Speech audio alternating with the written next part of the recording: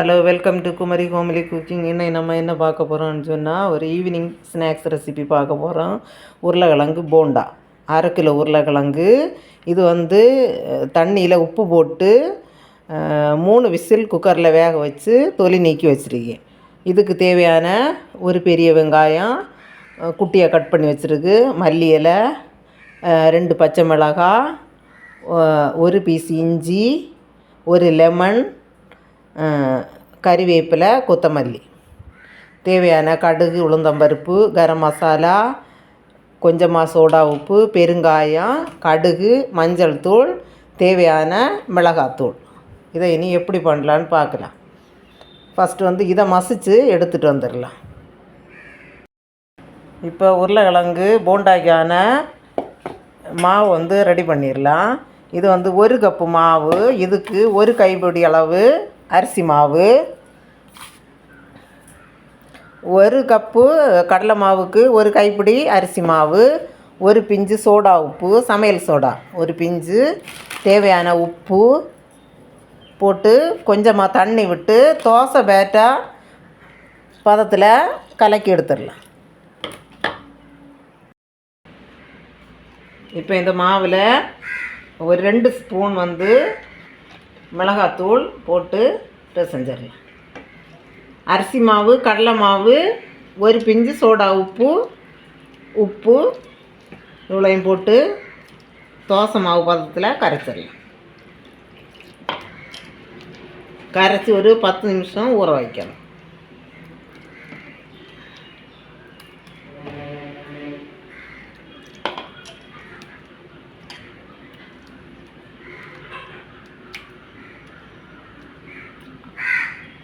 இப்போ கடாயில் அடுப்பில் வச்சுட்டு சூடானதுக்கப்புறமா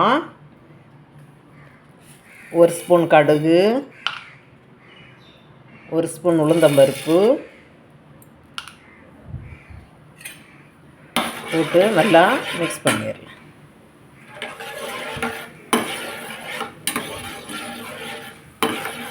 கேஷ்யூ நட்டு இருந்தால் அதுவும் கூட இதில் போடலாம். எங்கிட்ட இல்லை, அதனால் போடலை. உளுந்தம்பருப்பு அந்த போண்டா சாப்பிடும்போது ரொம்பவே டேஸ்ட்டாக இருக்கும். உளுந்தம்பருப்பு போட்டால் இது கோல்டன் ப்ரௌன் ஆன உடனே வெங்காயத்தை போட்டு வதக்கிடலாம்.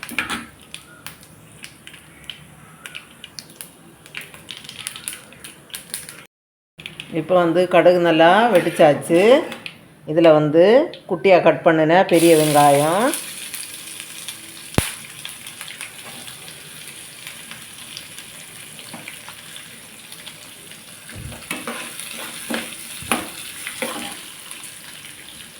இஞ்சி,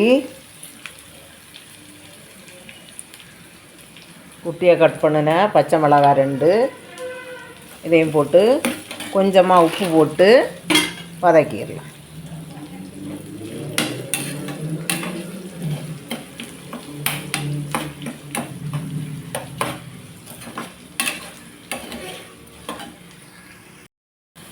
இப்போ வெங்காயம் கொஞ்சமாக வதங்கியாச்சு. இனி மல்லி இலை, கறிவேப்பிலை 2யும் போட்டு நல்லா மிக்ஸ் பண்ணி எடுத்துடலாம்.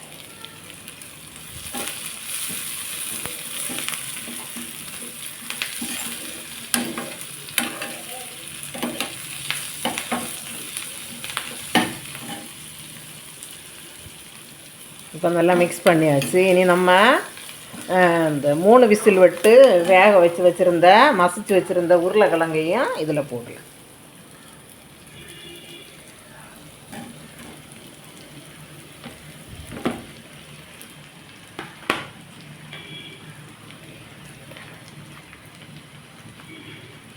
இதையும் போட்டு நல்லா மிக்ஸ் பண்ணிடலாம்.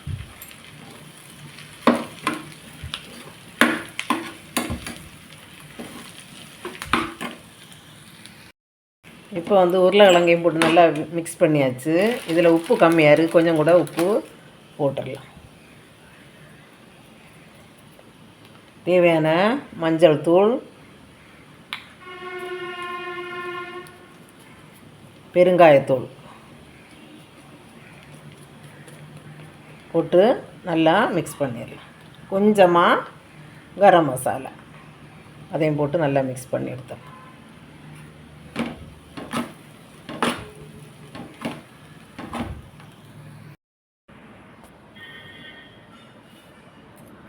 இப்போ இதில் கொஞ்சமாக லெமன் ஜூஸ் விட்டு நல்லா பிசைஞ்சு எடுத்துடலாம். அடுப்பு ஆஃப் பண்ணிவிட்டு லெமன் ஜூஸ் விட்டால் போதும். அதையும் போட்டு நல்லா மிக்ஸ் பண்ணிடலாம். மிக்ஸ் பண்ணி இறக்கிடலாம். இப்போ மசாலா போட்டு ரெடி பண்ணி வச்சுருந்த உருளைக்கிழங்க இப்படி குட்டி குட்டி உருண்டையாக உருட்டி எடுத்துடலாம்.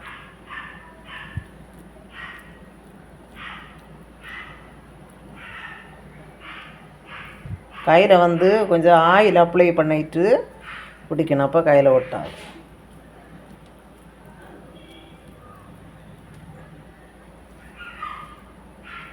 இது சாப்பிட ரொம்பவே டேஸ்ட்டாக இருக்கும். பசங்க விரும்பி சாப்பிடுவாங்க ஈவினிங் ஸ்நாக்ஸாக பண்ணி கொடுத்தா.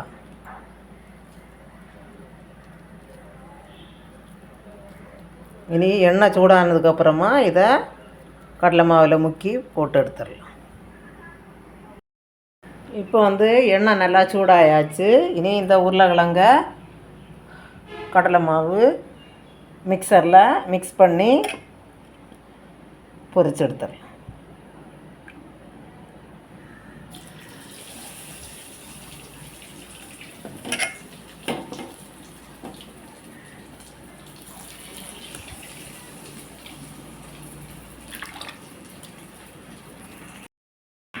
இப்போ சூப்பரான உருளைக்கிழங்கு போண்டா ரெடி ஆயாச்சு. இதை ஒரு பாத்திரத்தில் மாற்றிடலாம்.